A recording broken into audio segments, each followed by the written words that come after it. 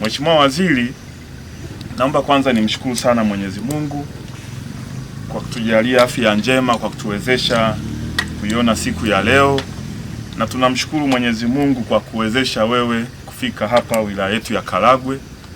Mheshimiwa Waziri, tumekuwa tukikuona mikoa mbalimbali tangu umeteuliwa na Mheshimiwa Rais wetu Dr. Samia Suluhu Hassan. Kwa kweli tunakuona huko kila mahali pa nchi. Tunakupongeza kwanza kwa kuaminiwa na Mheshimiwa Rais wetu Dr. Samia Suluhu Hassan na kukuteua kuwa waziri wa mifugo na uvuvi. Sisi tulipokea uteuzi huu kwa furaha na matumaini makubwa, kwa sababu tunajua aina ya kiongozi ulivyo Mheshimiwa Waziri Dr. Bashiru.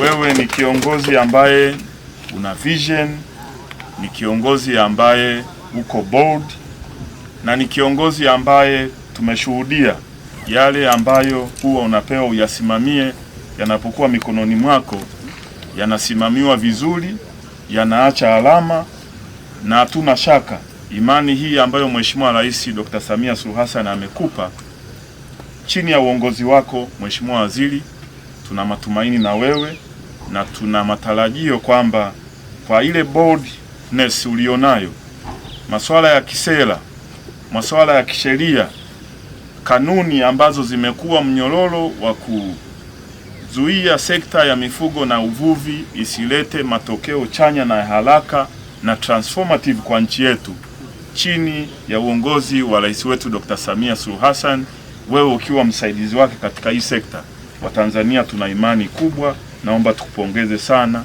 sana kwa kazi nzuri ambayo unaifanya. Lakini vile vile Mheshimiwa Waziri, ni mshukuru na kumpongeza rais wetu Mheshimiwa Dr. Samia Suluhu Hassan kupitia sekta hii ya mifugo na uvuvi ambayo naiongoza kwa hii program ya BBT.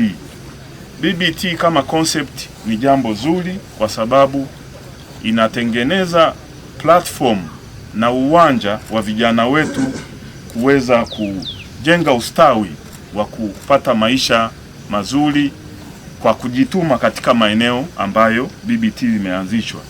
Kwenye sekta ya mifugo na uvuvi, Mheshimiwa Waziri, sisi tunamshukuru Mheshimiwa Rais kwanza kwa kukubali BBT ziweze kufanyika kwenye sekta hata ya mifugo na uvuvi, lakini vile vile kwa kutupa fursa hapa Karagwe tuweze kuwa na BBT program.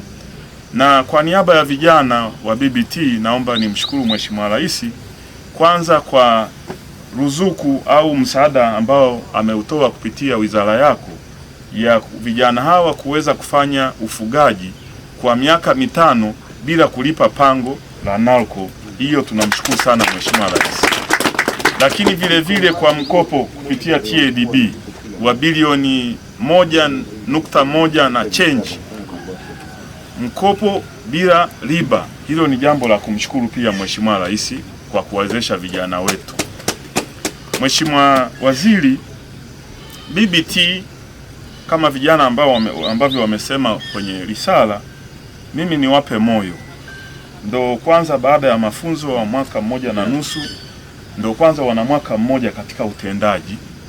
Kwa hiyo changamoto zilizopo, na kwa vile serikali imejipanga kuhakikisha mradi huu unafanikiwa, mimi vijana niwape moyo kwamba changamoto ambazo wamezitaja, kwanza Mheshimiwa Waziri amefika na changamoto zenu amezisikia.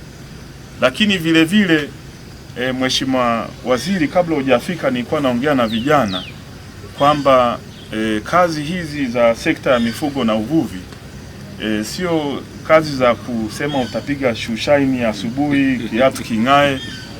Inabidi buti zichafuke na uingie na uwe field. Mimi Mheshimiwa Waziri, nimetoka huko polini kwenye ng'ombe, nimelala huko kule Mwisa ili asubuhi niweze kuwahi kuja kupokea. Kwa hiyo nilikuwa nawaambia vijana kazi nzuri ambayo serikali imeifanya, na chini ya usimamizi wako, mimi mwenyewe kama mbunge wao nitakuwa napita mara kwa mara kuona haya ambayo wameyasema, yale ambayo yako upande wao kama watakuwa wanayatimiza, lakini vile vile yale ambayo serikali mtaahidi kutusaidia ili kuweza kutatua changamoto zao. Mimi kama kiungo kati ya wananchi na serikali, naomba nikuahidi sitasubiri ziara yako hii ya kuja hapa ndipo nije kuwatembelea. Nitapita na kuhakikisha ninawapa ushirikiano katika kufuatilia changamoto zile ambazo zinahitaji kutatuliwa na serikali. Lakini vile vile baada ya kusikia changamoto za kimasoko, nilikuwa na discuss nao kwamba kwingine mbona ukitangaza wiki moja ng'ombe wameshachukuliwa. Mimi majuzi nimeuza ng'ombe ndani ya siku mbili, watu walikuja kwenye zizi wakachukua. Lakini nilivyokuwa natizama aina ya ng'ombe walionao na kwa vile wako chini ya incubator ya NALCO, Mheshimiwa Waziri, tukuombe naona kuna elimu zaidi inahitajika kwenye field. Kwanza bei wanayonunulia na aina ya ng'ombe wanayonunua, je, inastahili hiyo hela? Kwa sababu ng'ombe ukimnunua kwa bei ya juu ukamleta na matarajio yao ni miezi mitatu ng'ombe hao ameshanenepa. Kama umemnunua bei ya juu na ng'ombe alikuwa na technical errors, unaweza ukakuta usipate ile bei ambayo unatarajia. Kwa hiyo bei wanayonunulia, kwa vile nako ni wataalamu, ni technical, tunaomba wawasaidie waweze kuwa na elimu ya kujua ni aina gani ya ng'ombe akamnunue kwenye mnada na kwa bei gani na ataiuzaje. Kwa hiyo buying price na selling price, na hapo katikati gharama zile za uendeshaji, je, ziko juu sana kiasi kwamba ukichanganya bei ulionunulia na gharama za juu usipate faida? Haya yote nadhani ni masuala ya elimu, lakini naamini kwa sababu wako chini ya incubator ya NALCO, haya yote NALCO wanaweza wakawasaidia. Mheshimiwa Waziri, kwa maelekezo yako. Mheshimiwa Waziri, kwa vile nimepata fursa sasa hivi, hakuna mfugo ambao sio mali, hakuna mfugo ambao sio fursa ya kiuchumi. Nimetoka polini kule Mwisa, kuku akiwa polini hajaenda hata kwenye senta $20,000, akienda kwenye senta $30,000. Mbuzi, kondoo wote ni $150,000, $200,000 au zaidi. Kwenye ng'ombe usiseme. Kwa hiyo Mheshimiwa Waziri, sisi tukuahidi tutakupa ushirikiano wa kila aina, kwa sababu tunatambua mfugo wa aina yoyote sasa hivi ni fursa kwa wananchi wetu.